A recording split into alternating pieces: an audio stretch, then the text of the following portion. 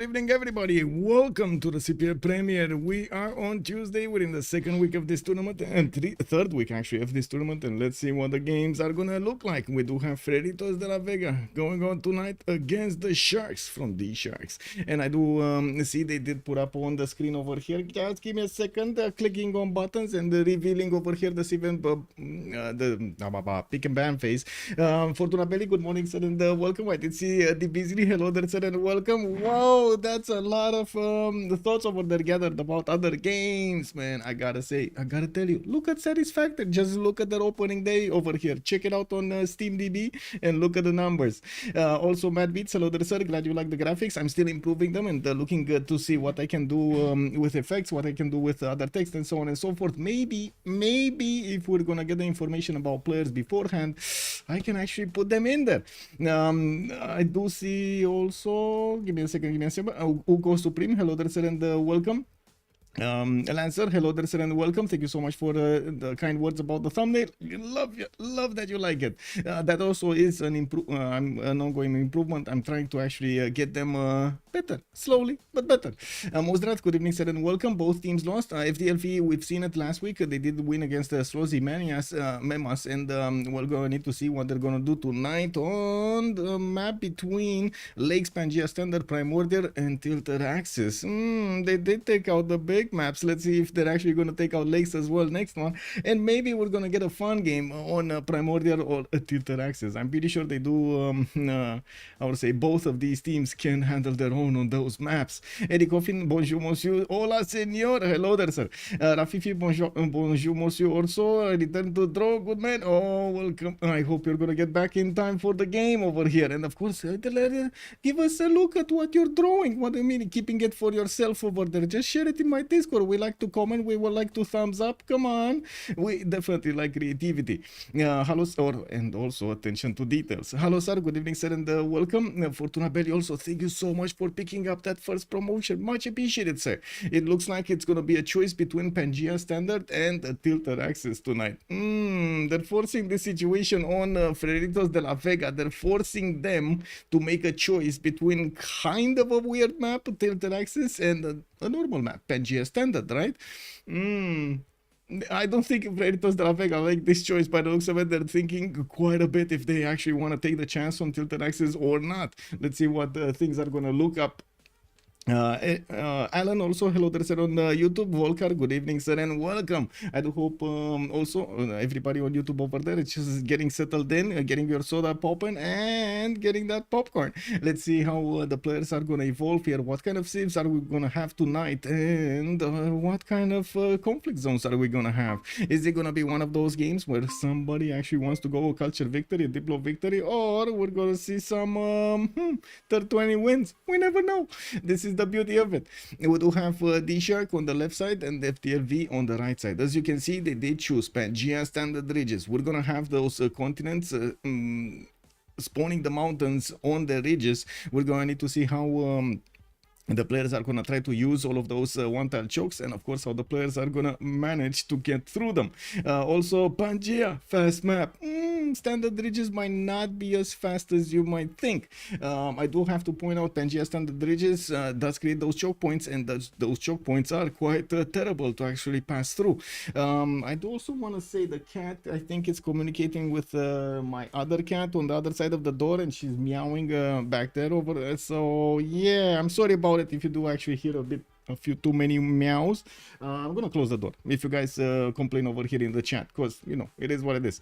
Plug the choke, chant. Yes, plug the choke. Plug the choke. Maya, you can do it. You can do it. The Beasley's calling it out, man. The last time I've seen Maya, I don't know, man. It was a sunny day back in like probably Easter or something like that. A long time, very long time. I do see a few bands have been taken down. Mapuche is going to be ticked off by DShark. We do have also Gran Colombia ticked off by them. On the right side, Macedon is not going to let in by the Freritos de la Vega, and also Genghis Khan has been taken away. I do have to point out, well, actually, he's not yet locked in, but I think they're gonna lock it in. There we go, locking it in. They do have 3 more bans on each side, and I do have to point out tonight DShark will have the tone of the game with the first pick choice. Right afterwards, FTLV is gonna go for 2, and we're gonna need to see what kind of tone DShark is gonna set on this. We've seen it multiple times, so immediately the players on the second team will react to the picks of the first one, and of course DShark will have that dong bong bong. Highness Dave. Ooh. Highness Dave, hello there, sir. Thank you so much for the prime. How are you doing, sir? I hope everything is good, and of course I thank you so much for the prime. Much appreciated, sir. Make a note on CPL. Maya needs a buff. Okay, seeing that crazy Alexander Smile in the bans list makes me happy. Yeah. No more Alexander, but come on, man. Oh my God, it's all about the smile. You're actually talking. Oh. I don't know, man. I don't know if we can actually judge him just by the smile, right? We do have Sumeria also being ticked off here by the Sharks, and I do have to say a goal has been taken out by FDLV. It looks like they are going for these power civs at the beginning of the game, especially in the classical and medieval era that do have unique units, and they can actually do a lot of damage. And not to mention, Gaul would have an insane defensive capability. We do have also Spain being taken out. The Sharks are not going to allow this holy side civ contender killer, I guess killer it should be. Yeah, definitely a counter over here to a lot of holy side civs, and I gotta point out we've seen actually quite a diminishing number of holy side civilizations in the game. Yes, we still see some, wink wink Russia, but we don't see that much of Khmer, we don't see that much of India, as in Gandhi, we don't see that much of other civilizations with holy sites. Emily also, hello there, and welcome. Ban Alexander and Harald for the smile, and Hammurabi for the strict look.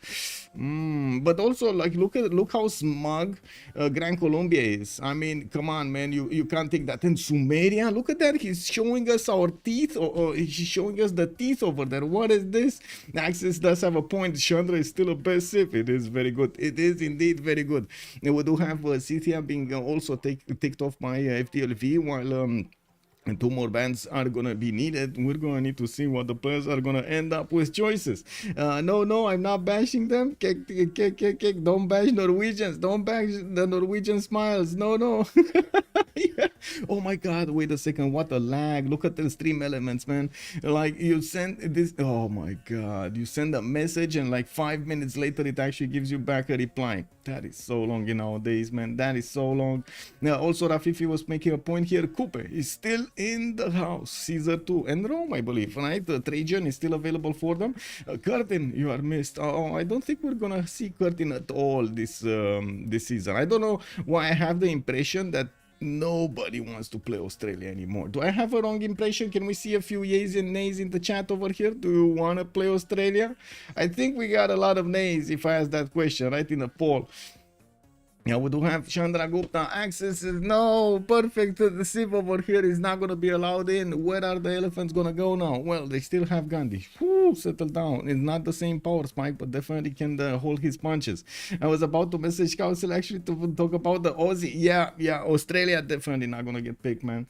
Yeah, I don't think I've rarely seen it in an FFA. I rarely seen it in a Teamers. I don't think I've seen it once in the last month or something like that.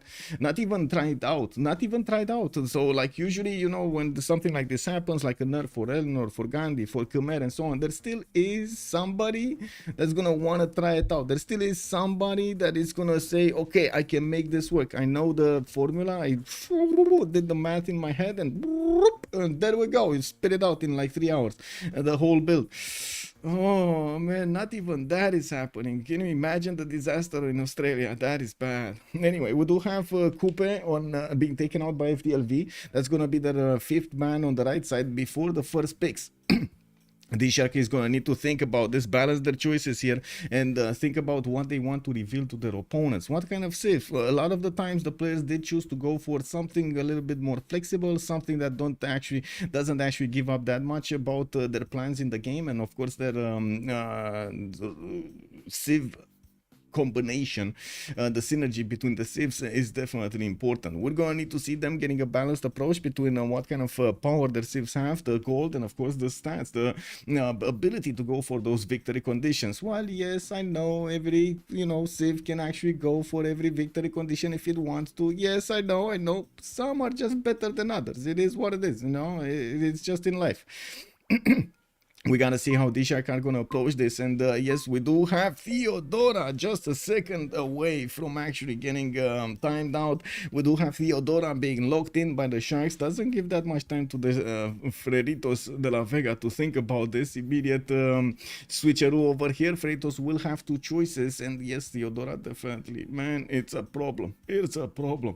That's quite a bit of culture, quite a bit of damage from that taxi straight. Yeah, okay, sure, no tank mass. Yeah, she can live without them. We're gonna need to see how she's gonna use the hippodromes, and definitely if she is gonna manage to get that taxi straight from her allies.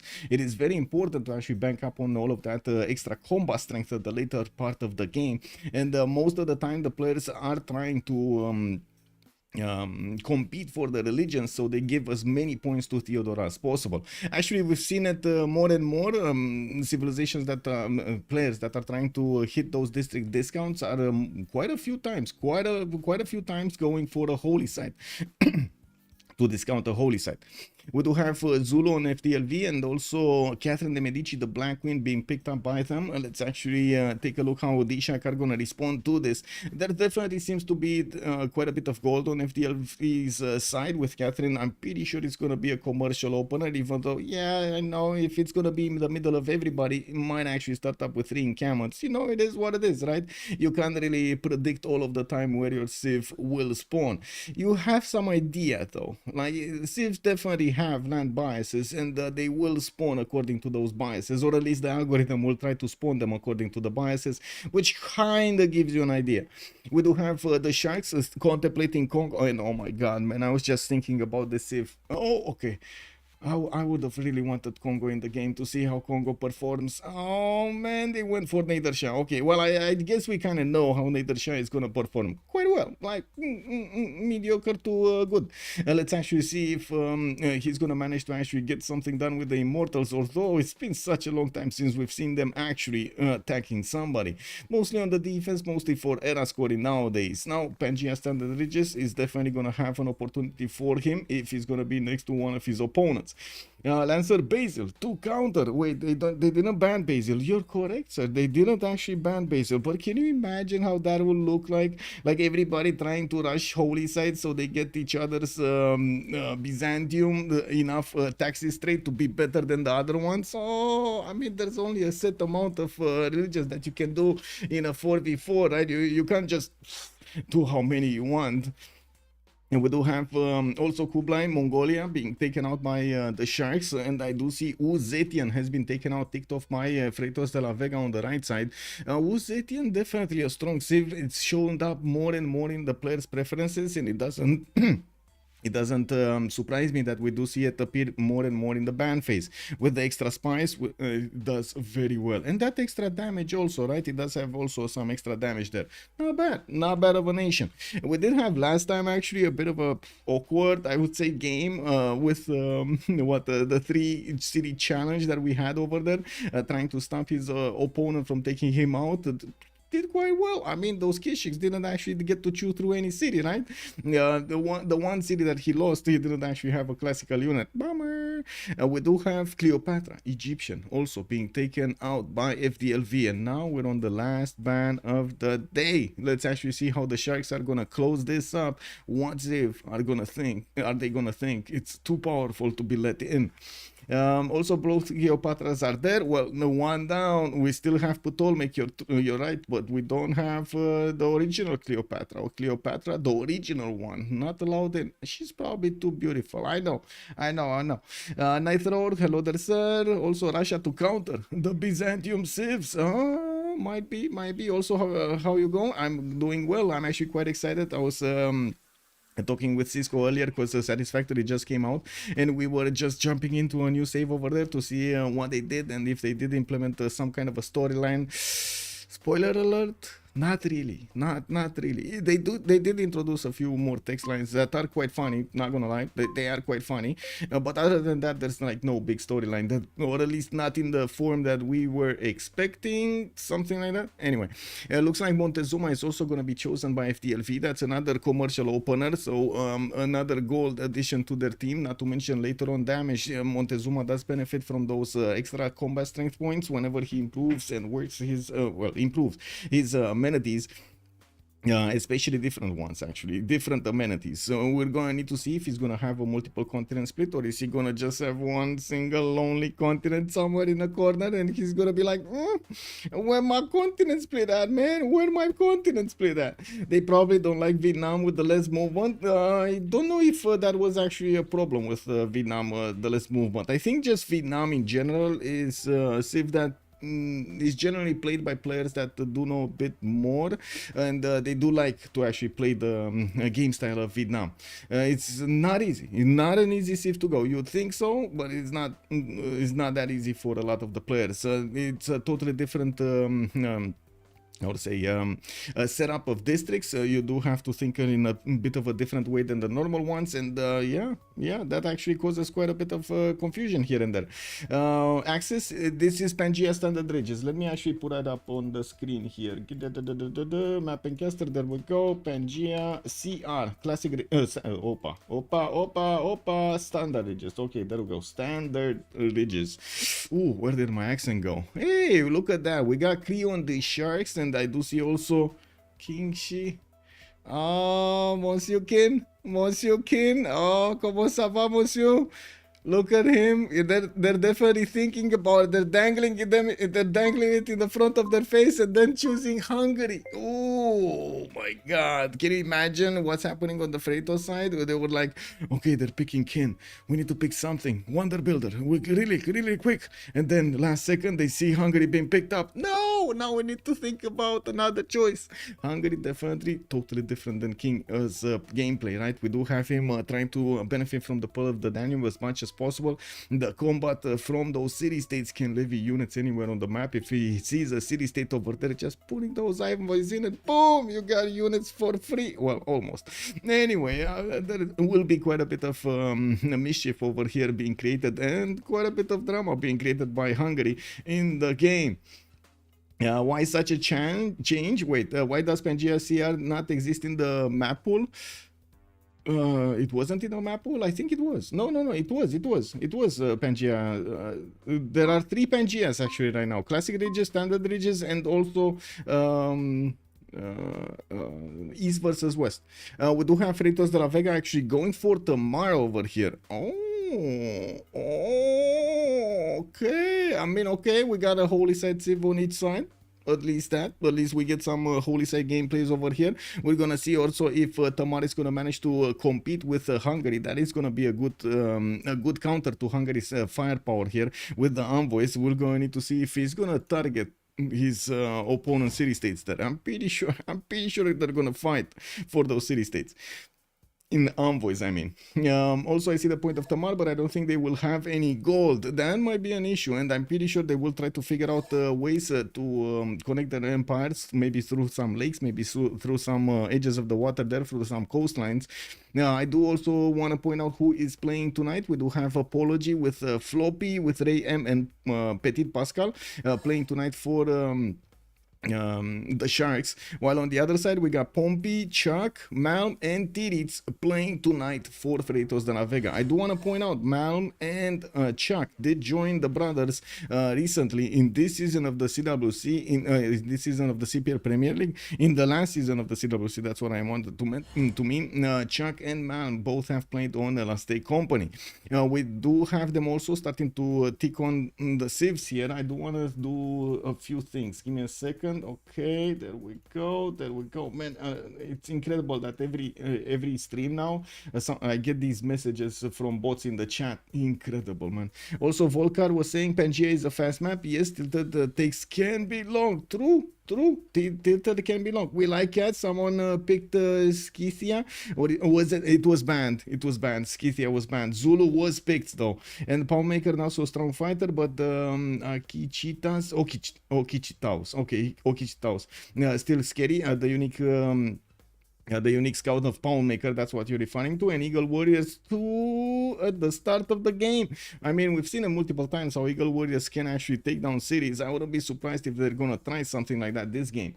Let me put up the things here. Let me put up the things. So I need to click this and close this. Okay, this. Okay, we got this, and then I click this, and oh, I'm getting here, and there we go. How many D-maps? 0, 1, 2, and a submission period for 10 minutes. The players are choosing their civilizations in order, and they're also trying to get advantages from having the higher slots.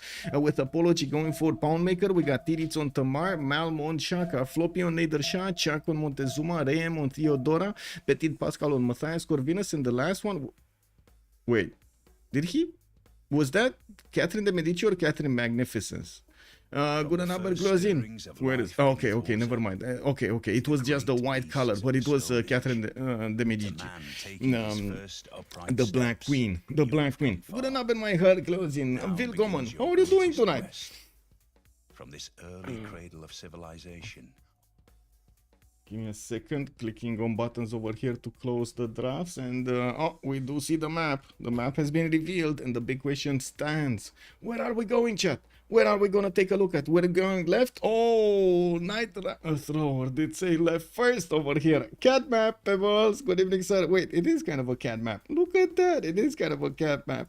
Anyway, like standing on it. Oh, with the ears like this. Perfect. Anyway, let's see where Pompi is gonna develop his empire over here. Let me check. Bam, bam, bam, boom, bam, bing. There we go.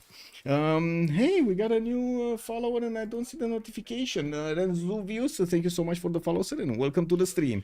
Catface. Jaloni also, hello there, sir. Zanoni, I think it's pronounced. Hello there, sir, and welcome. Let's see, we do have France with Lake Redba to the north, to the west side, and I do see also past the mountains he's gonna run into Cree here, looking at the initial territory of Pompi. Okay, I mean, there's definitely quite a few cities that he can place using the rivers here, and I'm pretty sure he's gonna be happy with the amount of fresh water he has. Not extraordinarily amazing cities from what I do see. We don't have like 2-3 deer tiles, maybe some good ivory or something that gives him extra yield, culture or gold or something, but in general he does have his 2-2s, he does have his 1-3, he does have quite a few chops here. It should be fine for the game. Let me actually you like the wire from my actually headset, the other headset that I use, it's very long. It's like 5 meters long, and sometimes it wraps around my chair. Yeah, you can imagine that's kind of a big boo-boo. Anyway, Paris over here with the scout coming up in 4. He did choose to go for the 2-2 base on the wheat tile, and yeah, I do see he's gonna have access to a rice tile and the 1-3. He's probably gonna try to bounce around, like switch between them, so he gets the food and the production that he needs in the city center. Moving forward, we do need to take a look at Montezuma. This is Hungary. Where is Montezuma? I did see him. Oh, there we go. There is Montezuma, played by Chak tonight.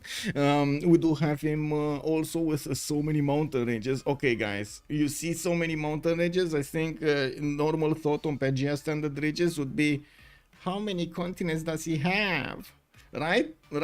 Yeah, no, there we go. Look at chat. Lancer immediately was calling out continent split. Woo. Yeah. Oh, 2 continents. Okay, 2 continents. We got one on the left, one on the right, and I do see him having easy access to these resources towards the northwest. Not that many amenities though. We do have a mercury tile, an access to a tobacco tile, and that's about it. Oh, and an amber. Okay, so he has access to 3 amenities over here on the other continent, with cities that he could place quite easily, and of course some huts to acquire, because why not? Now we do have him also with the 2-2 base on his Plains Hill. Does have Sugar settle to the southeast, although yeah, that's fine actually. Sugar settle on the southeast could work. I'm actually curious if he's gonna go for the end of the river or he's gonna be fine with the sugar settle. Anyway, now we do have him also with northeast Zulu. That's gonna be one of his allies. We do have west side, that's gonna be Byzantium, and that's gonna be one of his opponents, and the right side is gonna be Hungary. Hungary probably much easier to actually attack because of how flat the land is between them. They have even chocolate hills in the middle of them. They will want to fight for the chocolate, right? They will want to fight for the chocolate. I didn't check France's continent. Oh, this one? Okay. I mean, he does have his own continent right here. Southeast is gonna have an opponent, Floppy, and he will get to Guard Imperial him. It looks like that is perfect. Perfect placement for Guard Imperial. Yes, there we go. I checked it, sir. Thank you so much for reminding me. Moving forward, we do have Shah, Ulundi benefiting from those extra yield tiles I was talking about. Look at the Coco. We got Ulundi here with a 2-2-3 tile. I do see scouts coming up in 2 turns, and yeah, there is quite a bit of extra Coco around here. And spy styles also, right? Oh, that's perfect. That's so much gold that he's gonna get just from improving these resources. Geothermal settle towards the north. I don't really like that actually. We do have much better cities over here and over here than we do have northward because of the tiles around them. And he's also gonna get to wiggle his fingers against Hungary here. It looks like there might be a 2 versus 1 happening. Montezuma and Shah might actually shake hands and both send their armies to Hungarian capital, to Ptitpascal. He's gonna have a hard challenge to defend himself here. Moving forward to Tamar, past the mountains of Zulu to the west side, we got Tbilisi here getting a scout in 2, and I do see he only has a single 2-2-1 in the capital. He's gonna need to... Whoa, wait. Whoa, where are his 2-2s? So, okay, this is 1, this is 2, and this is 3 with 4. That's it? He has 4 2-2s in the second rings? Is it only me that think that this is kind of a problem, especially since these are like third ring out? Is it only me thinking this is a bit of a problem? That's gonna be expensive, bro. That's gonna be very expensive. Very expensive. Anyway, we do have Tbilisi also with the possibility to go for the right settle towards the northeast. I do notice the... rivers towards the south and to the west side are going to provide him with quite a few yields. He's also going to have some amazing ivory tiles to use on the western side towards Taruga, and there is nobody here to actually contest this territory, so I'm pretty sure we're going to see cities here developed by Georgia as far to the west as he can, not to mention north. Has a city state to take out Granada in between him and Zulu. He doesn't have to fear anything here on the right side, but he will probably need to do something about Cree to the northeast. We're going to need to see if he is actually going to try to photo settle Cree here and get some units going. Maybe some of those capsules going against Apology. Looking at Ptitpascal, we do have Hungary on the river. He has 3 tiles that he can use for the Pearl of the Danube, a possible +3 campus on that sheep tile, or actually even next to it on the wheat tile is probably going to be better, because he's not going to kill a hill. That's the problem, right? He takes out a hill if he puts one of his campuses there, and it's not like he actually has a lot of hills. He has good hills, don't get me wrong, but not a lot of them.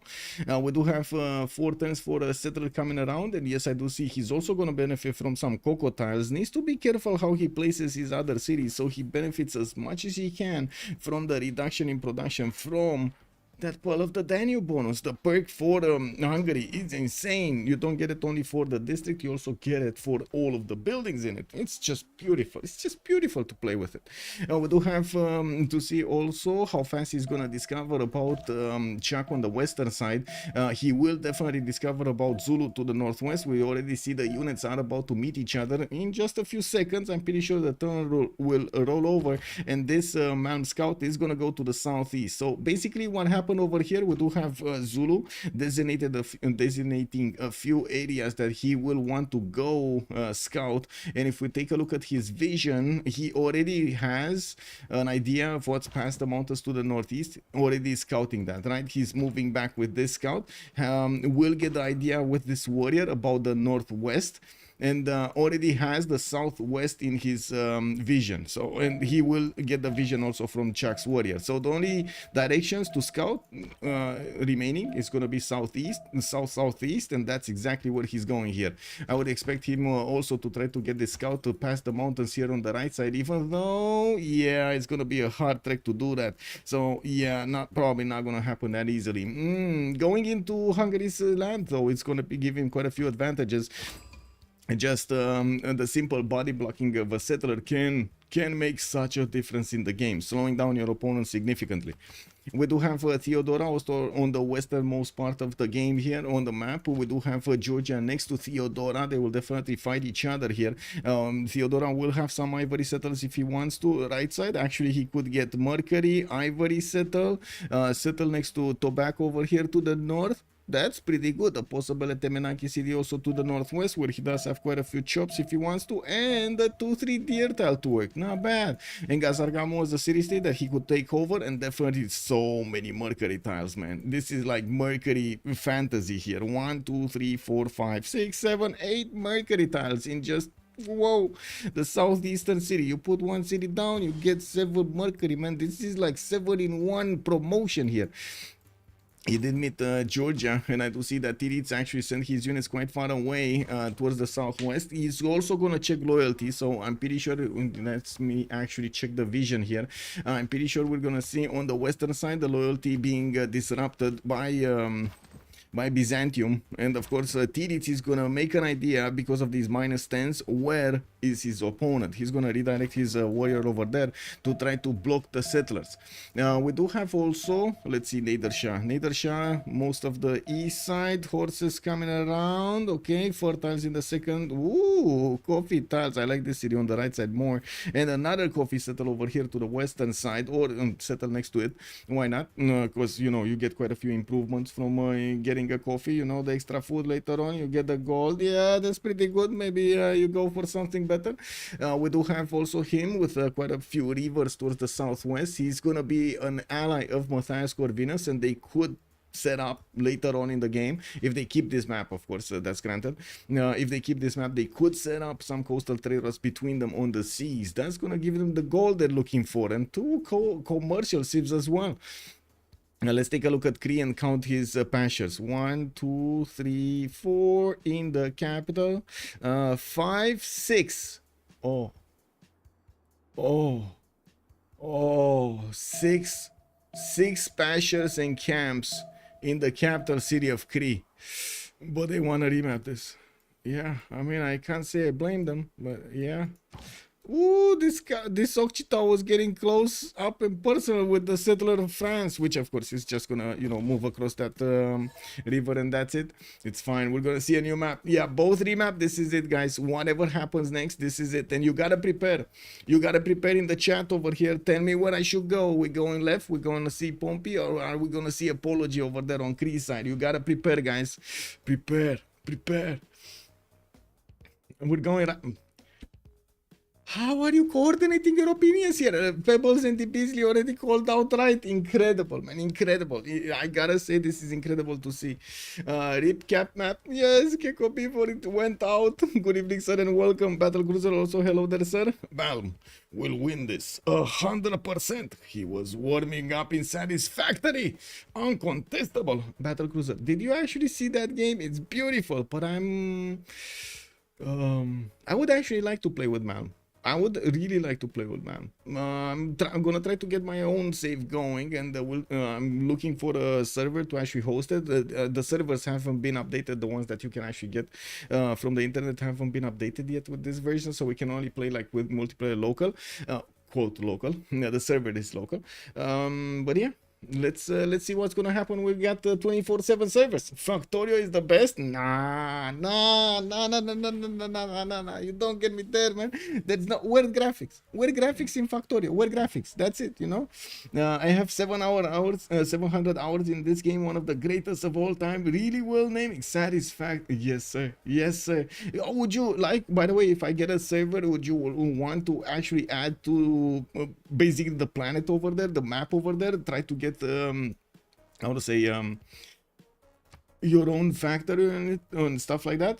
Not Factorio, Satisfactory. Factorio is 1.0 for a long time. Actually, I think it's like 3 point something right now or more. Satisfactory. We're talking about Satisfactory. Hyperbell Freak, hello there, sir. We already got called out to go right, so we're gonna take a look at Pebbles. And I gotta say, I'm not sure what this map looks like. I have no idea what this map looks like. But anyway, is it like a puppy that has his feet in the air over there? No, you know that puppy? 2-0 coming in 1 month, or rather the expansion. Ooh, wait, they're gonna expand Factorio. Anyway, let's take a look at Cree here. Smell his pastures out. Oh, why did I say that? Man, just in my face over here, I felt wheeze of you know, poop. Anyway, Mickey Civ6, we do have him coming up in 4 turns with Nocchitown, and I do notice he's gonna have 1, 2, 3, 4 pastures right now in the capital. Okay, 5. Oh, I see another. Wait. So 1 and a 2 and a 3 and a 4 and a 5. Yes, 5. He's gonna have 5 bonus. Not bad. He's also gonna get access to this deer tile, which is gonna give him the opportunity to get Temple of Artemis. Even though I don't think he's gonna do it. I do see to the north he's gonna have Theodora as an ally. Northeast past the mountains is gonna be Pompi. That's gonna be one of his opponents. And west side here, he's gonna have Hungary. Oh, he can do it. He can actually grid out Temple of Artemis if he wants to. There's gonna be so many amenities here for Monsieur Apology. He's gonna get the hunt on the west side. I do see he has horses in the second ring with iron in the capital. He also does benefit from a dice star. Unfortunately, it's lacking a point of food on it. It's only a 1-to-1. And we're gonna need to see if he's actually gonna want to work that a little bit. Okay, well, I did notice the players are not prioritizing the pantheons as much as they were before. While I do also see Yuling Yuan is gonna be to the north, I would imagine there might be cities being placed by both nations. One from Constantinople here. I would imagine this would be a very good spot to let all of the chops alive there. And this is gonna be another good spot for Monsieur Apology to get immediately those extra culture points. Just a little bit, not too much culture, you know, just the tip over there of culture. We do have also Mickey Civ6 needing to get his Occitaus bagging against somebody, and we're going to need to see if he's going to find the pathway through the mountains here towards France. I gotta also take a look here. So this is the mountain range, Pangea Standard Ridges. This should be continent split. Yeah, that's what I was looking for. Continent split over here just separates them. France is not gonna get to flex his Guard Imperials against Cree, nor is he gonna get to flex against Byzantium. That might be a problem. Looking at Nader Shah, we do have him northeastern side. Mashad is gonna get his scout out in 3, and as I do see, he's gonna have a few 2-2s of his own. Easy settle to the west on the Titiits, even though give me a second here. Okay, so settle this. No, I don't think he's actually gonna settle the Titiits there. Again, very expensive settle. He might actually choose to go a little bit different. He has a settle here with a few 2-2s. A settle here on the banana would be quite great. To get at least 2-2s, and then the city is gonna get to grow naturally into the other ones and so on. Anyway, we'll see how things are gonna be developed here, and we do have also to the northeast a few of these lakes that he can get his cities on, and definitely I do see all of this pathway towards the south towards Shaka, and Shaka is gonna benefit from the greatest Mount Raym. Lithoxa! Woo! Welcome, sir. Thank you so much. Much appreciated, sir. Exclamation mark. Yeah. Yeah. Thank you for the prime. Thank you for the prime, sir. No one gonna discover Georgia. Georgia. Probably not. Probably not. Georgia is surrounded by city-states, but Hungary might actually try to get something done over there. We'll see. We do have to take a look next on Theodora. Theodora is gonna have his scout coming up in 2 turns. He does have a 3-1 banana with a 1-3, and I do see another 2-2 over here, so 3 population can work stuff. We do have him also southeastern settle. Ooh, beautiful on the niter tile, or maybe if he wants to go a little bit no, this niter tile is probably better, so he can get the honey tile also as honey settle to the oh my god. Okay, give me a no, yeah, no gold spent over here. Ideally you do want the 2-2 base, but you know, you can make it work with the other ones. I'm pretty sure the 3-2-1 wine tile is gonna be good either or, and settling the honey to the northeast is still gonna be good. We do have him with a 3-2 banana over there and another 3-2 banana for the double trouble. I do see also in the capital he has an item tile here in the first ring. Horses are gonna be second ring. A lot of mountains, quite a bit of extra adjacency towards his holy sites, and yeah, Yuling Yuan settled to the south because you know you want it. Now let me finish the prediction till we go forward. It was one remap, by the way. They used, both of them used the remap token, and well, here we are. This is the map. Also, let me put up the team labels because I totally forgot about them. Team 1 is gonna be FDLV. Click on button, reveal. Team 2 is gonna be the Sharks, DShark, and there we go. Big reveal, big reveal. Pom pim pom pom pom pom. Tick, click, click. It's only game. It's only game. Servus, good evening, sir, and welcome. Let's see. Okay, we did talk about Byzantium here. Let's move forward towards Hungary. Hungary, we do have him with a 2-3-1 spy style, getting a single tile. A single tile. Actually, I'm quite surprised he chose this. A single tile to get his Pearl of the Danube bonus, even though he could have actually moved on the May style. Now we do have him probably not wanting to spend the gold for the 3-tile ring spy style there, and he just settled in place. Now we do have him also with a +5 campus if he wants to, and of course least government plaza that he could place across that river. That would be probably the best thing that he could get to have the bonuses towards. We do have him also with quite a few mountain ranges here. Northeast settle on a geothermal. That's going to become a 2-2-1 and multiple tiles around it, giving him good yields. Another +6 campus in the south on the sheep tile over there between 4 mountains and yeah, one of these geothermals. While definitely I do see a coffee tile here to the southwest that he could again settle and have 3 bonuses. He's going to discover, what is this volcano doing here? I don't get this volcano. Like, is this volcano actually just out of nowhere? How did he get here? Man, who told this volcano it's fine to just plug yourself in the map like this? In the floodplains. Imagine the double trouble over here. You're gonna have exploding volcano and you're gonna have floods in the same city, in the same area. I think I like this. I think I like this. And that volcano is better because someone in the game wanted caramel. Yeah, Liang City for sure. Bailek is making a very good point. Yeah, it does seem like that's the way. That is the way, right? That is the way. Possible at Temenanki City here for Buddha. We do have him getting his scouts to discover the huts and going into, you know, world mountains, because why not? I mean, anything for the hut, man. You gotta get the hut, man. That's basically Mount Fuji. Machiavelli, hello there, sir, and welcome. Modo, hello there, sir. Imagine the yields. Ping! Oh, big eyes over there, you know, like big heart eyes. Ping, ping, ping. Y'all don't want some sweet bread? I mean, I think that's gonna be a bit of a burn wet bread. Does that make sense? Because it's gonna get fried by the volcanic lava, and then it's gonna be wet by the floods. That's gonna be a lot of steam. That's gonna be a lot of steam. Anyway, let's take a look at the strategics here. Iron in the first ring of Buna, second ring horses to the southeast, and we do have another setter coming around there from his capital. I'm actually curious if he's gonna go here northeast. I don't think he knows about this. Oh, he knows, but he doesn't know about all of the other tiles. He doesn't know about a single 2-2 there. That's the problem. And look at him go. Guess what? He's actually going for the coffee setter. Western side. Imagine if that volcano starts popping off right now. He's gonna be like, oh, a quick recalculation for the GPS directions, please. Take me to the sugar tile. Take me to the sugar. Okay, well, let's take a look at Tamar.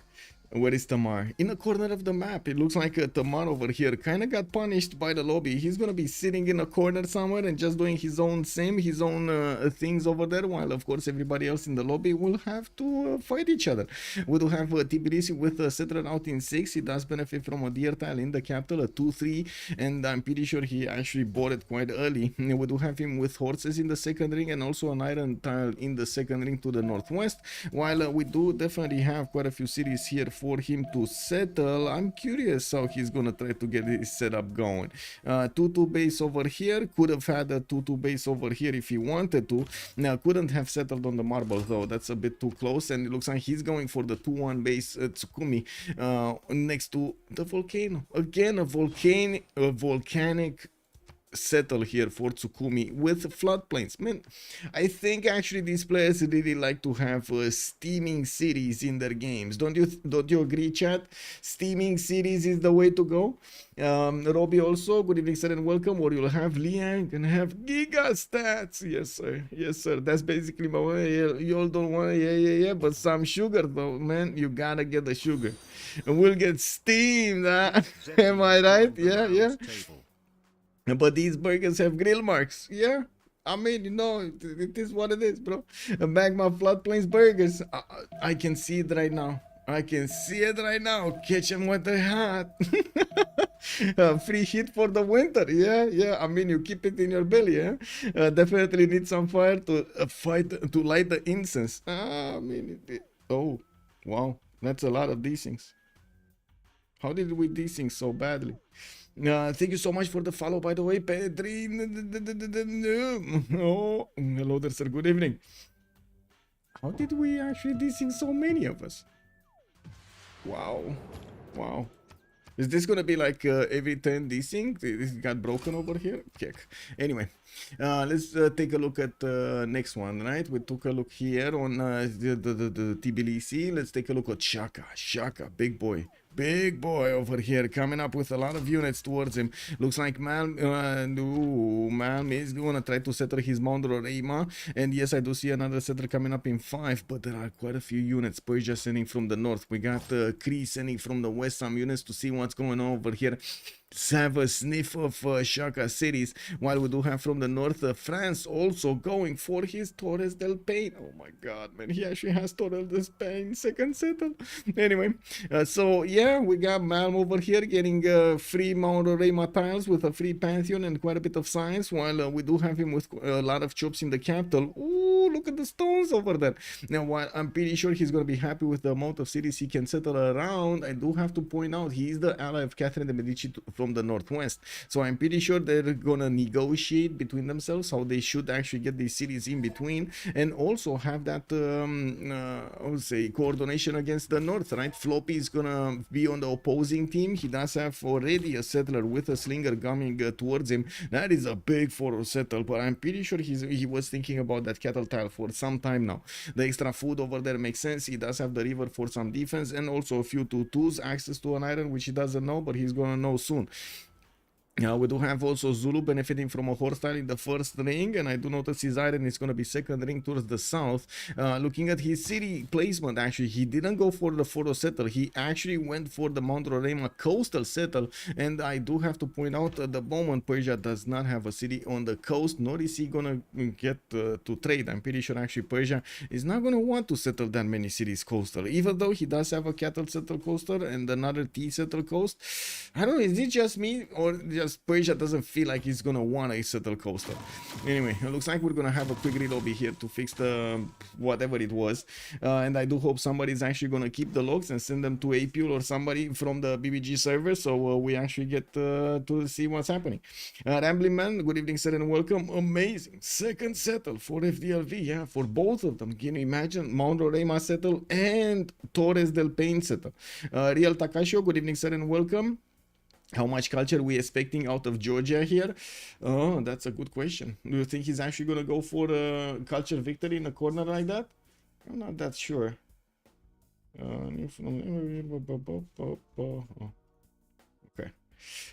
Okay, we're coming back into the lobby here and getting our slots in order. Slots in order.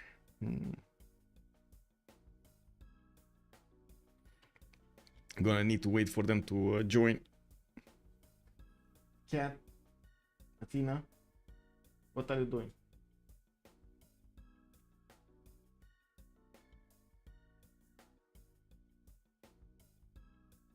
Incredible. You can actually see how she's searching for something to just take out. She's hunting. She's hunting.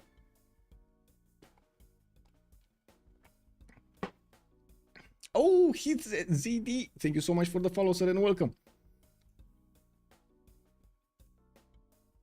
Also on YouTube, Zabir, good evening, sir, and welcome. Is Montezuma located on a continent split? Yes, sir, he is. He does have two continents. Or actually, did we see this Montezuma? I believe we did, right? We did see this Montezuma. He was on two continents. Also, Tom Gillette map, upside down hippo with Georgia and Candia size. Oh my god, can you imagine the hoops of a hippo over there in the air? Yeah. Can definitely do. Let me pop out the chat so I can actually see them side by side, because otherwise I'm gonna lose messages over here. And I don't want to do that. I actually want to respond to each and every message that I can actually read and see and have a reaction to, because why not? Click and not this click, click on the other click on this. There we go. Athena, but what he's saying, he can talk in Romanian. That's true, she probably knows a lot more Romanian than English. Athena, ce faci, fată? Ai vin la mine? No, she's just wiggling her tail. She's like, no, don't want to speak to you. No, you didn't give me meat. Anyway, ready up. Let me see. Ooh. Do we have any zero MSers? I hope not. I think we did have one, Catherine de Medici, but I don't think it was towards me. Maybe it's fine. Now we're readying up and everybody's getting into this. Let's go.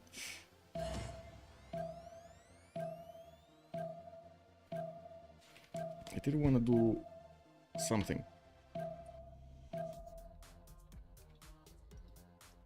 There we go. Put this on silent. From the first stirrings of life beneath water, I need to actually not click anything. Or maybe I should click something. Maybe I should click something because I might get in too quickly. No. Oh. I'm not moving the screen. It says please wait. Okay, I see 8 players joined.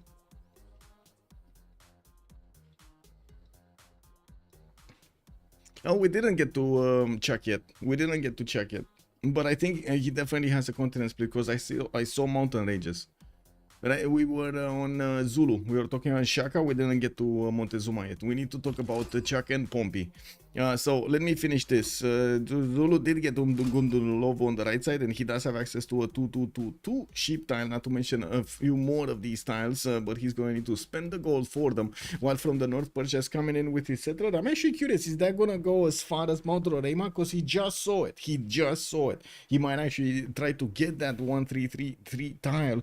That is going to have a problem with loyalty, but you know, the science and the fate might make it worth. That is gonna be courageous though, very courageous.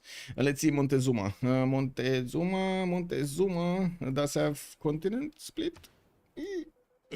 Yeah, I mean it's not ideal, but he does have on to the west side continent split here. I do also notice he's gonna have a very big continent, the green continent, that he's gonna have to share with Catherine de Medici in the south.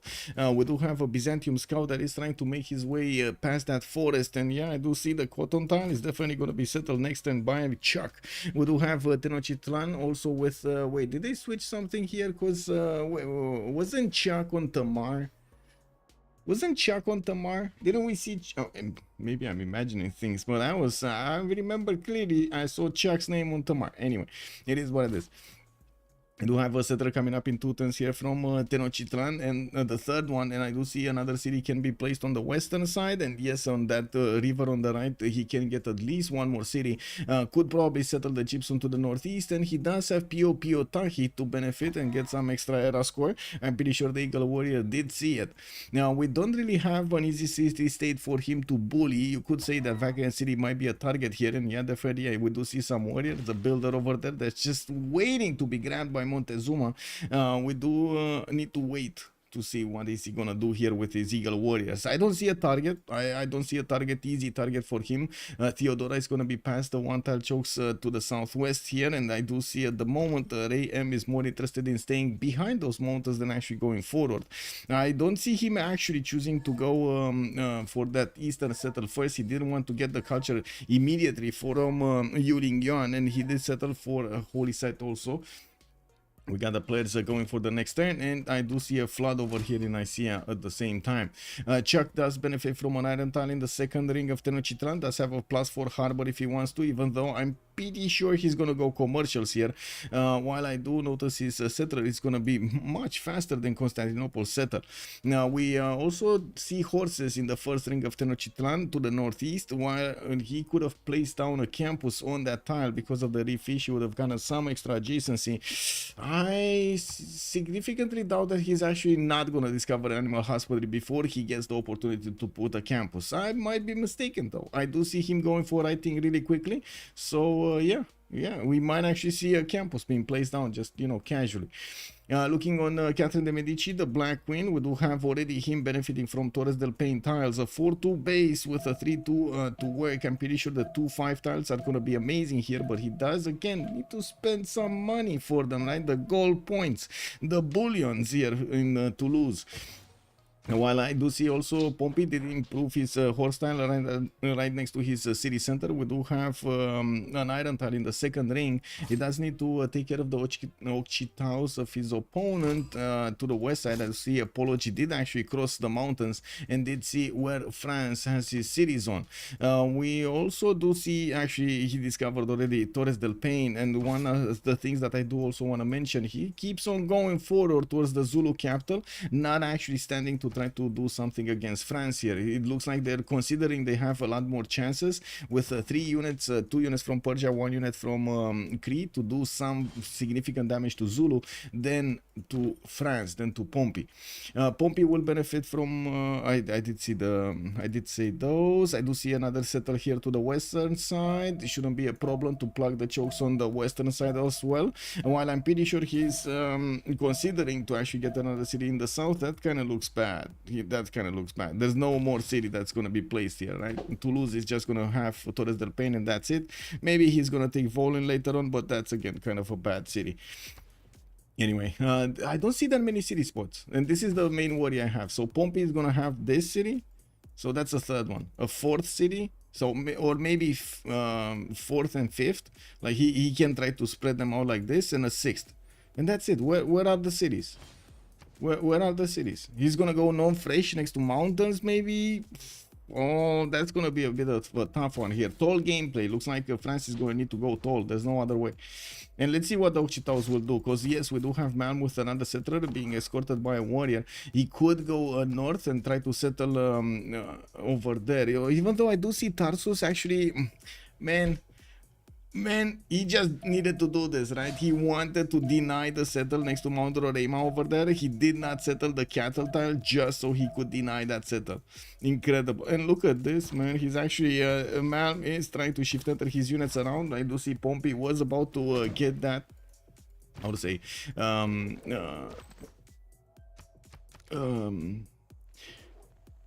get into that trap, but he didn't. He actually did move away and attacked the slinger, putting it very, very low HP. The slinger is starting to get some experience, and well, he might actually survive here. The warrior is not gonna have enough damage to withstand the attacks of a scout and a warrior at the same time, not to mention the slinger. So I could imagine him just giving a free free archery bonus here.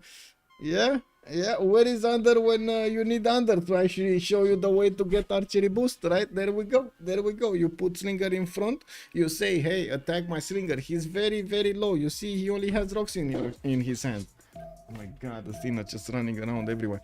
And then boom, surprise, warriors come out of the fog of war over there and start to do some damage. Wait, what is this scout doing? Did this scout go mad? He keeps on attacking that city. Like head first, he keeps on attacking the city. Floppy is just wow. Whoa! Move the warrior. No, that's the way you move the. Oh my god! And the other scout is coming in. Check this out. Floppy move warrior. They need to buy a warrior in Zulu city of Fungundulovo, because otherwise this is gonna be a disaster. I tell you. Yeah, does Tamar have a own wonder too? Tamar. No, I don't see a wonder. No, a lot of land, no wonder. He does have Cahokia, Candy, that's gonna be a nice one, and Venice towards the south. I don't see any wonder. Not even on the coast, he doesn't have a wonder. No, he's gonna need to build his own.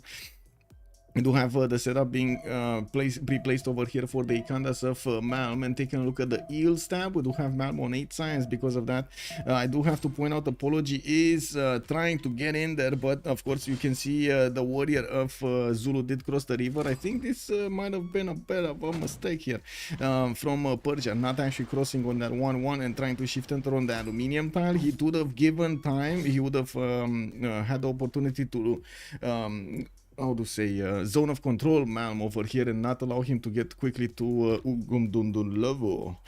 This scout does have a promotion. I'm pretty sure he's gonna try to heal it up. He did get a builder in the water. He has 2 amenities here, very important to get sailing, right? You gotta get the whales, you want the turtles just running around the house. Yeah. How big are these turtles, by the way? Does anybody know how big are these turtles? Are these like the big turtles, or are they like the tiny turtles you keep in the house? Floppy Scout went berserk barbarian. I was thinking about exactly like that. He was literally doing what barbarians are doing, right? Just smashing into your city head first. The big ones, Baraglov, Consomos, you bienvenue. I see. Le trop, I don't know how to say this. Le trop turtle. Yeah. Okay. Oh, okay. Quaducuza did get settled down next to Bananas, making his people happy, getting the warriors back. Looks like also Cree Zocchitao is trying to hold on as strong as he can in this forest. We definitely have some promotions here on the slingers, and taking a look at Malm's warriors. Well. It does seem like he's having some problems. Quite a few problems. Too many units in his territory. This is big problem. Big problemos maximus. Yeah, I do see also Pompi is gonna try to space out these cities, putting them in such places that he could actually get as many as he could in between his or next to his city centers. We do have also traders coming up from Toulouse. He still didn't buy the 2-5 tiles. I mean, is there any other big investment that he should do instead of buying one of the 2-5s? Chat, is there any big investment that he should do here? Because let's see, in the score screen right now we do have Catherine with 12 gold in the bank, and I do see 6 gold per turn, and they definitely had enough gold to buy the 2-5 tiles. Is there anything else he should do here? Hemelik also saying, I think it's a medium ones, the green turtles. Oh, I don't know what the mediums are actually. I didn't even know there is a medium one. There is a medium green turtle. So you have like the big ones, the big carapace ones, the medium carapace ones, and they also come in like little tiny sizes. Okay. Well, yeah, nature, man. What can you do?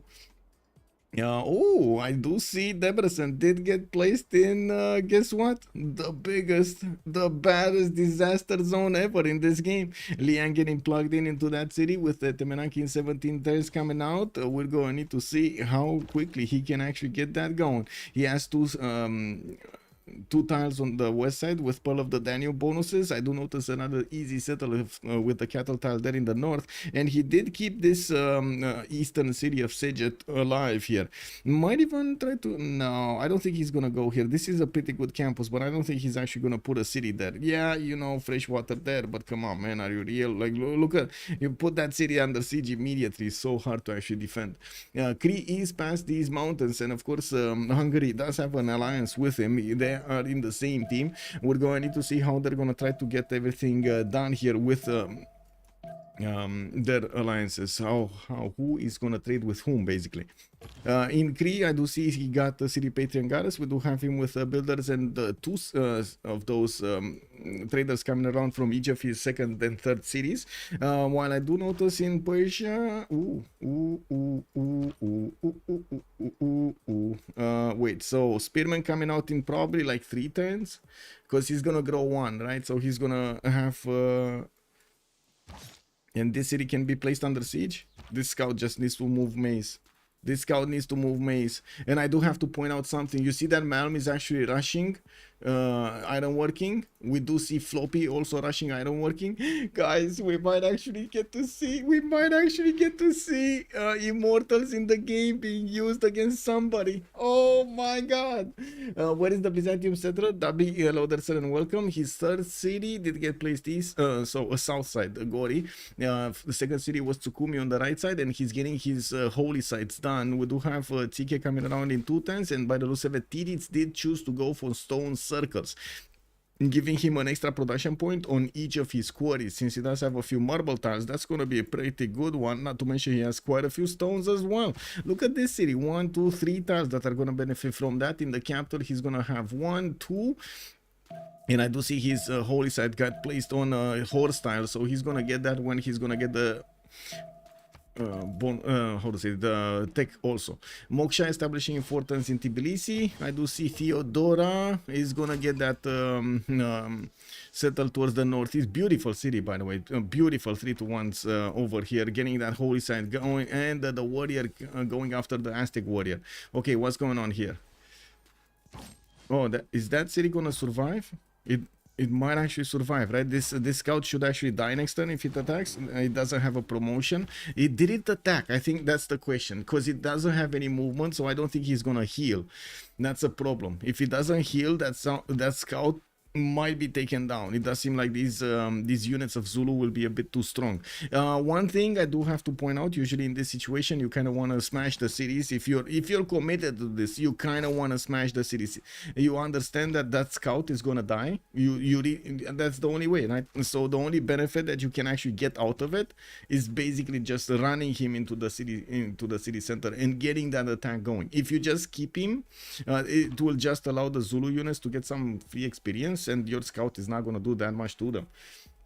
Where's the countering coming from Quaducuza? Yeah, he didn't actually place anything. I think right now there is a lot of sweat on Malm.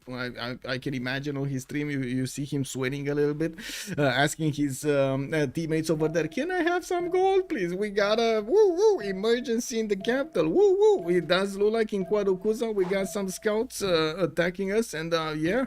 How can I do this? And by the looks of it, yeah, the scout west side did get taken out. The Okchitao is not dead. Oh, it's dead now. It is dead now. And it seems like Quaducuza did not get the spearman in time. We do have Floppy with the ability to attack another 2 times next turn if he's going to have the first moves. And he might take down Quaducuza with these units. This warrior, I'm actually doubting, but sure. Okay, you know, like that garrison is going to be 68 strength. And I do see it is going to be 20 points of defense here with the warrior inside. Oh, now I can see the damage. It might go through. It actually might go through. Oh, what do you think, guys? Is this a dead city or is this a saved city? What is here? What is going on here? Oh man, and I gotta say the sacrifice of the scouts will be remembered in the monuments of their capital. It's a leave. It's a leave 100%. It's a what? What? Chill please, good evening, sir. What do you mean it's a liver? Man, it's a, okay, we got a few survives. Survives. The 1 HP city. It's on life support at the moment. I believe in Zulu. Yeah, it lives. Yeah. I mean, we got, maybe we do have a Frankenstein over here. We never know. Quaducuza might actually come out to haunt us. Malm clearly has the first moves. Yeah, he did actually attack that scout on the western side first. Let's see. He's attacking. That city is gone. And counter attack immediately. Malm cannot take back his city. Chat, I'm sorry. I'm sorry. What can I say? What can I say, man? Like this is one of those clips, you know. Like this is one of those clips. I'm sorry. I'm gonna click on clip this, and I'm gonna clip this. You know, like it is what it is. Let's see it again. Let's see it in slow motion. What do we have over here? Boom. Oh, I see. Yeah. Can we turn on sound? Malm clearly has the first moves. Yeah, he did actually attack. Malm clearly has the first moves. Yeah, he did actually attack that scout on the western side first. Let's see. He's attacking. That city is gone. And counter attack immediately. Malm cannot take. Malm cannot take. Oh. Yep, there we go.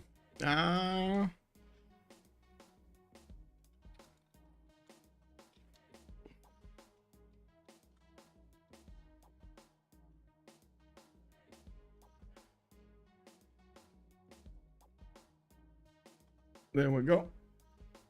There we go. Yeah, so now Malm is gonna have a hard problem. Persia is gonna come in with a few of those immortals. I do see already he's putting his warriors in front. He has his encampments coming down, already working on his encampment training projects. While yes, I do see Malm is gonna try to get his settler back now from Ulundi. I do wanna close the screen now, so because we don't need to see that. We do this, and I'm gonna put this in the chat. Slap word once, and it would have lived, but yeah, it did not. It did not. Wait, he did slap a warrior. He did slap the warrior once, and it still actually did have enough damage to attack into the city center and do the damage. Anyway, now moving forward, let's see the pantheons. We got Guard the Forge for Malm. He does have quite a few units and also promotions on some. At least one warrior does have a promotion. Let's see this. No, no. Okay, so and I do see him quite close to getting his horseback riding and state workforce in 3. He is acquiring some iron points because he did upgrade this iron in the capital city, but he does have only one single tile, and that is for the whole team. One tile of iron for the whole team. That's a problem. Taking a look at the other civilizations here, we do have religious settlements being picked up by France. I do see Montezuma did not get anything, and Chuck is trying to move his eagle warrior towards the east. Looks like he did actually get these cities in a triangle here: Teotihuacan, Chalco, and Xochicalco.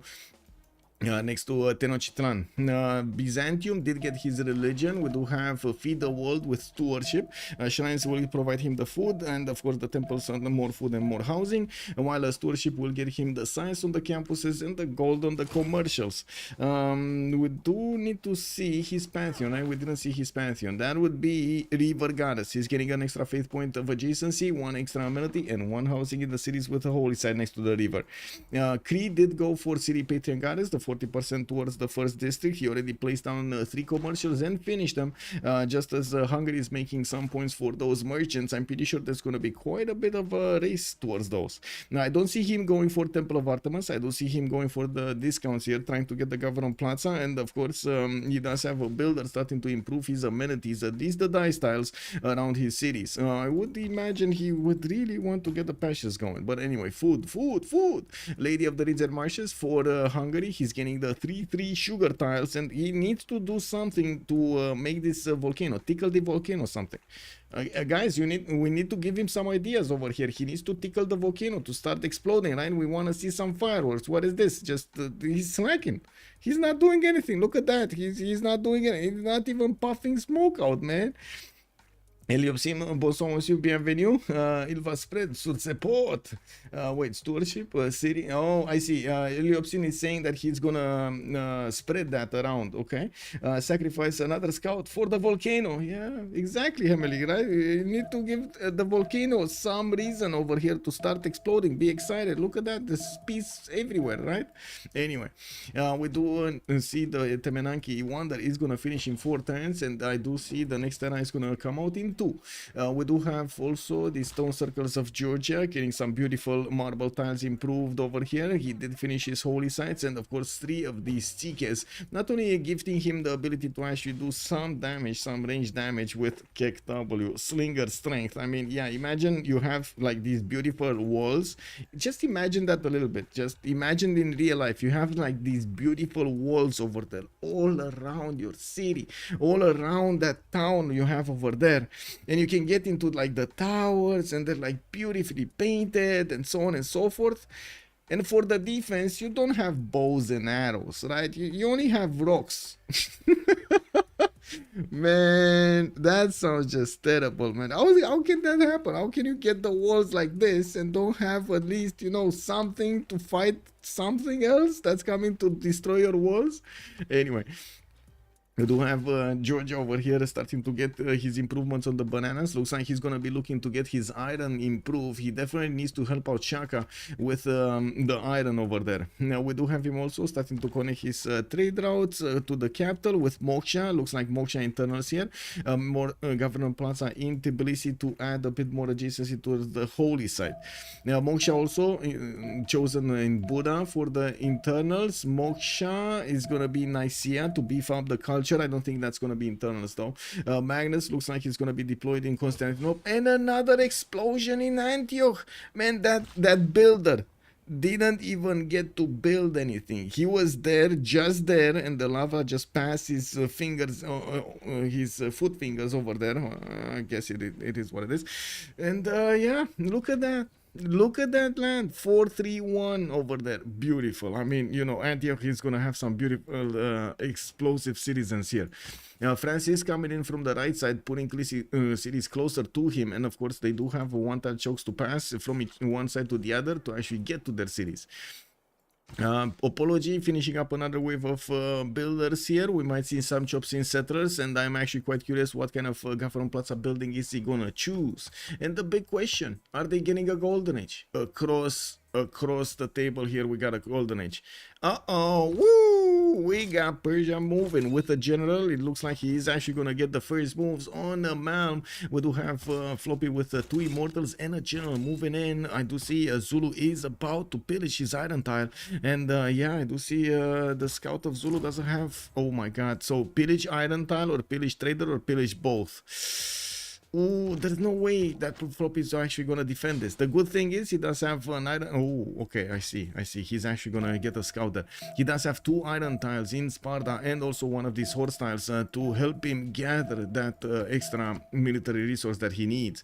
He's also sending his immortals quite fast against his opponent here. Needs to be careful about the forest, and I do see, of course, archers are coming around for the defense. Malm is sending his third city towards the south, and look at that apology with his Occitan, strategically placing that Occitan, the scout, on the iron tile so he doesn't let Zulu acquire iron. You can imagine how important it is, how big thing it would be that the Mark gets his bronze working. Oh, it's gonna kill his whole setup over there. I don't think Titiits is gonna like this.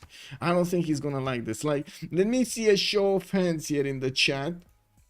Who actually likes to discover bronze working when you're simming?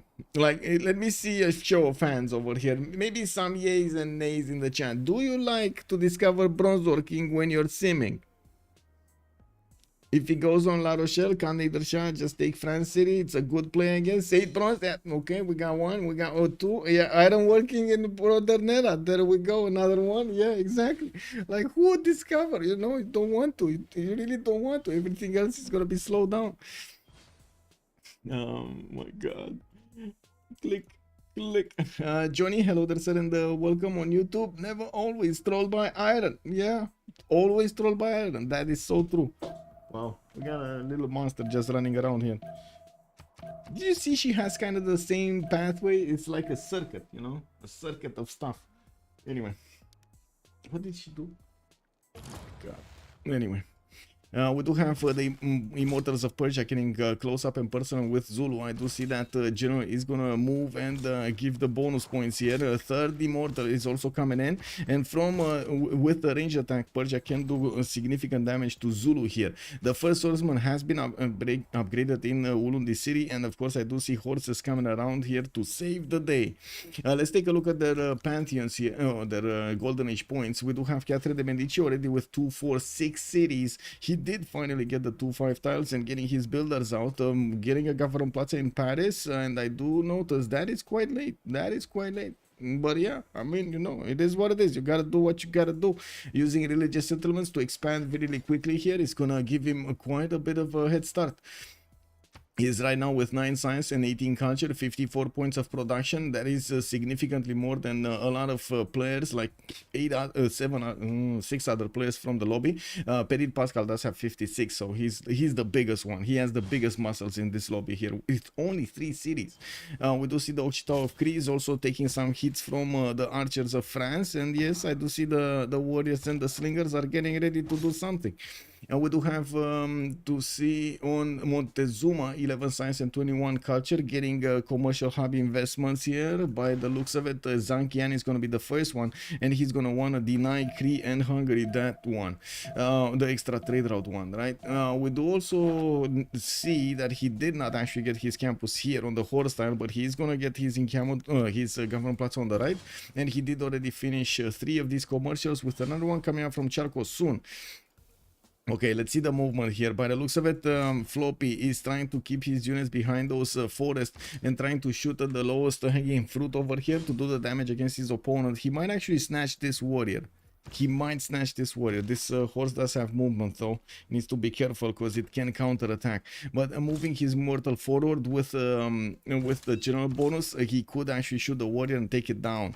Now we do have also the third city of Zulu moving towards the southwest. Malm is only on 11 science with 9 culture. Chose to go for Moksha. Never actually had the opportunity to get the culture from Moksha. Or how is this happening?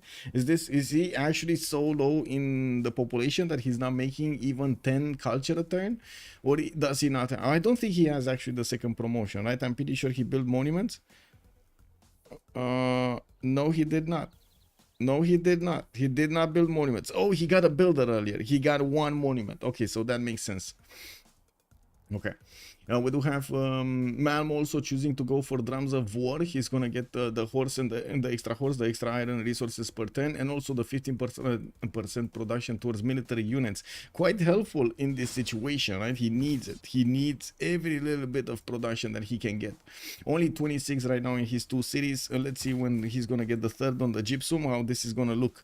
We do have also Tamar, other place, other on the other side of the planet, all alone there with 19 science and 19 culture, 9 science and 19 culture. I mean, 38 faith a turn with 46 points of production. I don't want to see what's going on. Floppy kind of missed the target though. I'm pretty sure Floppy kind of missed the target. He should have taken out the warrior and he shot something else. I think the swordsman or something. Anyway, okay, so nothing's happening here. Unless we're gonna see like 3 more units, nothing's happening here. I don't think so. By the looks of it, it doesn't look like anything's happening. Both of them have generals. Malm is keeping his unit safe. He doesn't want to actually put them right in the face of Persia. He wants to drag them as close as possible to his archer line, and of course the city centers. Anyway, Tamar, Titiits, 5 cities, 2, 4, 5 cities, getting his 6th soon. Audience chamber in Tbilisi, which is kind of surprising because I was expecting him to go Ancestral Hall with so much territory to settle. We do have him getting the builders out here from Gori with the face generation, and of course he did choose to go monumentality. That's exactly what happened here. He bought with faith that builder, and now he's actually chopping an encampment down. Looks like he might be preparing to do something against Hungary at some point of the game. We do have Batumi going for the Titiits. Kutaisi also will need to get some workable tile here. I do notice he doesn't have a single 2-2 in the first ring, but he does have a few good hills in the north with forest on them, while I do see the ticket being placed. Look how slow it is. 13 points, man. He definitely needs to either like switch one of these tiles, which is like not ideal because he's taking away from Tsukumi's possible tiles to work, to that city center, because otherwise it's just gonna be so slow. So slow. Now moving forward, Ptitpascal, 16 science and 23 culture. We got him getting a campus out, and that's gonna be next to Debrecen a +3, while he did finish at Temenanki and will need to start getting his farms out. We do have him with quite a bit of land here with floodplains to benefit from the Liang bonus and his Lady of the Ridzer Marshes, and I do notice he's using his builders to chop as many of these units out as possible. There is a bit of a problem. There is a Titiitsian scout right behind his hill line, and I don't think actually Hungary sees that. He's blindly going where nobody went before. Yeah, he's not seeing this. I mean, neither of them are seeing this, right? Neither Titiits nor Ptitpascal know about this happening. Whoa. Yeah, I mean, he's gonna cross a frontier over here. I'm a bit surprised that he's going so close to Cree, but sure. I mean, why not? It is what it is. Cree will have a decent amount of cities anyway. And then it's gonna be a big Reina city in between them, so you know, can't really judge them on that. We do have him 1, 2, 3, 4, 5, 6, 7. He wants to go for 7 cities really quickly here. With the Gavron Plaza finished, he's getting some bonuses towards commercial, and like I said, he did place the Gavron Plaza on the other side of the river to get the Pearl of the Danube bonus. He does have some quite a bit of science actually from sugar tiles and rice tiles over here with marsh on them, or in them, or how do you sprinkled or over? I don't know. Anyway, over there, it's over there. Moving forward, let's see Theodora with 17 science and 23 culture. Oh, looks like Titian. I think he's gonna be discovered next turn, right? He moves sheep and he's gonna discover that scout. It's also the scout of Titiits gonna move left, or is he gonna choose right? Oh, I don't know if I want to move on Titiits, Raym right now. 17 science, 24 culture, 53 points of production with 33 faith.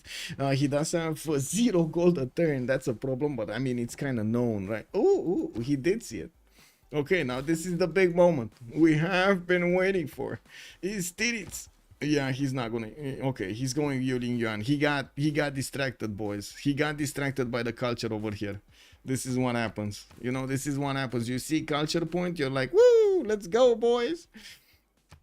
Yeah, also, that's Runde Virek. Good evening, sir, and welcome. Iron trolls my districts. Yes. Very painful, yes. I do see Zulu is actually moving in on Persia, going on the counter offense. He is using his archers and swordsmen and of course horses to push forward, and I do notice he might actually take down one of the immortals of Persia, but at the sacrifice of one of his swordsmen. Now we do have to see also how fast he's gonna get new units out, and if his opponent Floppy can actually keep up with this counter-offensive. We do have Mashat going for the Warlord's Throne in 3. Floppy does have 18 science with 11 culture, 37 points of production per turn with Drums of War. He's already getting that extra production going from Drums of War, while I do notice he's building quickly his immortals. We're going to need to see how fast he can actually respond to Zulu and how fast Zulu is going to get to produce stuff. 6 turns for Warlord's Throne in the second city. That sounds like forever. It looks like also Persia did manage to deal with the problem. He took out one of the units of Zulu and might actually take down another one. The archer, I was expecting actually the archer to be a first move there, but it wasn't. We do have Zulu with an exposed archer that shot, and another one in his city center. We do have him also repositioning his general, so he gives the bonus to all of the units over here on the front line.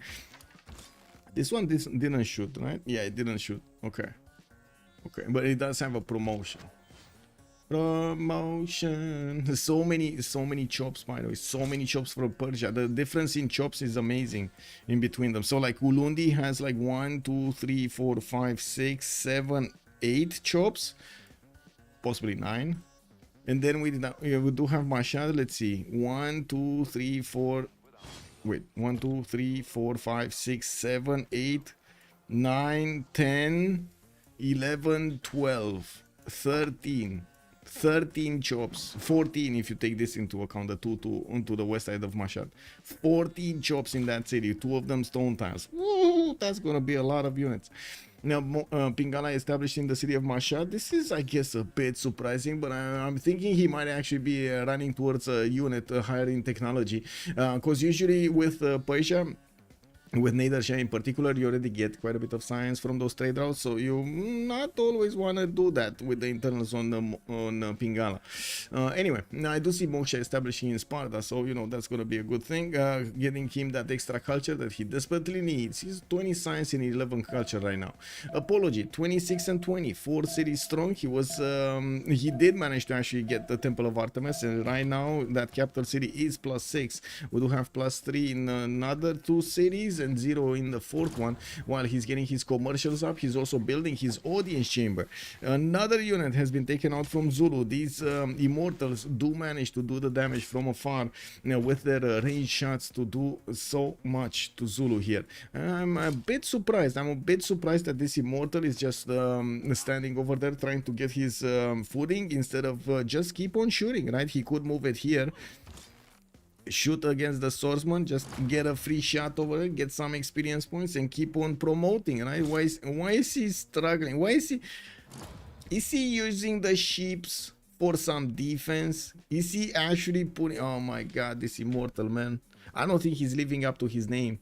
Imagine, or maybe that's why he's immortal, right? He's always carrying a sheep in front of him. Hey, you don't touch me, I got sheep powers. I feel like he should go on France right now. Should go on France right now. Who? Oh, Persia. Oh, that would be definitely nice if he would have had the how to say, the movement, right? That would have been amazing. Bah. Did you say? Yeah. Bah. The problem is you often needed to cut the rainforest. It's a bet. I bet I often lose. Yeah, Rafifi, exactly. It's kind of a bet.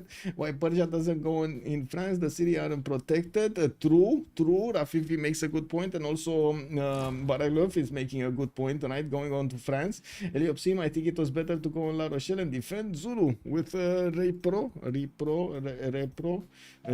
You mean resupply the new units coming around from Persia. I see.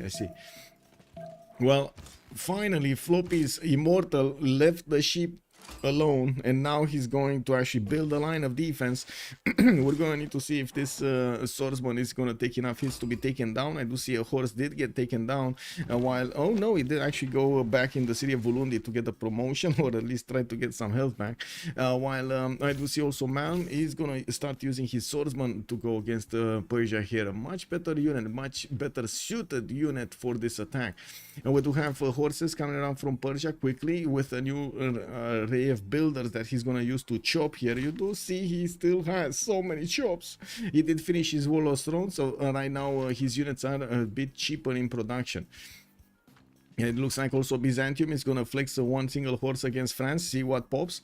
He's getting his great bath in Constantinople, and he did also build his Wallo's throne. What is going on with everybody going Wallo's throne here? We got also two religions. No, still one religion. Tamar still didn't get his religion. Unbelievable. We got Colosseum getting out from Gori. Looks like Titiits has a mission in his mind, and he is gonna use the builders to achieve it. Next turn, we might actually see Colosseum getting chopped. There is a tile here. Or he could chop it this turn, actually. Oh no, he doesn't have movement. He's on 2 movement. Okay, that's not gonna work. That's not gonna work unless he chops this 2-1. But yeah, it is what it is. All builders in the new city. So while I do see Titiits did jump up to 60 faith a turn, he's definitely making a bit more than Raym on 50. We do have him with Colosseum opener. He's gonna get the bonuses on at least 1, 2, 3, 4 cities, maybe a 5th one in the south of Gori. Can he place another one here? Yeah, he can over here, and that would be right at the edge. 2, 4, 5 tiles. Perfect. And another exploding volcano. What is going on for Georgia, man? And there we go. Colosseum is just about to pop in the city of Gori. He does have Magnus, and I wouldn't be surprised if he's just gonna passively let it. Nah, never mind. He chopped it. He wanted to get it right, secured it. No Colosseum opener here. Chuck did not actually try to put one down. He was getting his entertainment complex, and will get his Tlachi soon from Xochicalco. I do notice that city did have quite a few chops, but not strong enough, and of course without Magnus to actually give him the Colosseum chop. Tamar was just faster on the buttons, man. We do have also quite a line of units coming out from Persia to handle Zulu, and the question is, can actually Persia send these horses, which are very fast units, to go and harass France here? Pompi will need to put a few units in, as you can see, in between him and Persia to get the vision. And I really like this, by the way. He's creating himself a buffer zone so he doesn't allow the opponents to get into his borders and create havoc. I do want to also take a look at the city states, because we kind of made up our minds with this opener. Let's actually put up the prediction on the screen. It looks like Malm is going to stay alive there, and the prediction will be between FTLV and DShark on the other side. Who will win? Let's put 50 minutes as a prediction over here, because I feel like you guys might have a bit too much time on your hands, you know, to actually vote. Come on, let's go and get the high rollers going here. Hungary settler? Oh, what settler? He lost a settler? Wasn't that going right? How did he come? Oh my god, he actually lost a settler. I thought he was safe. He lost a settler. I think this is the equivalent of everybody in a bar saying, wanna have a fight? Yeah. I mean, that's another settler, right? That's another settler. And I do see Byzantium is sending a unit there to escort it, or at least to give him some vision over those tiles. But I'm pretty sure Georgia did manage to snatch the settler. I don't know how this happened, but I'm pretty sure this happened. Or maybe Hungary just deleted it in the meantime, because, you know, it has the same effect, basically. We do have Hungary also getting his feudalism builders out, getting his libraries going, and I do notice in the scientist screen we didn't have Hypatia being picked up.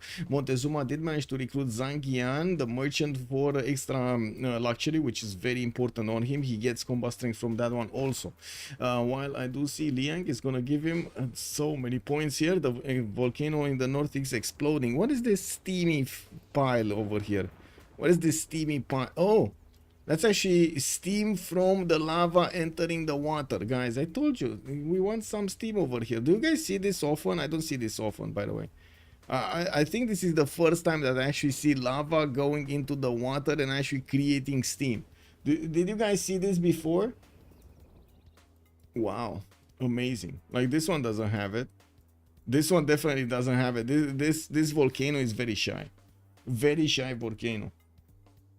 That settler had vision on the scout at one stage. Yeah, exactly. He knew about the scout. I haven't seen that. I never did. Small soldiers, hello there, sir, and welcome.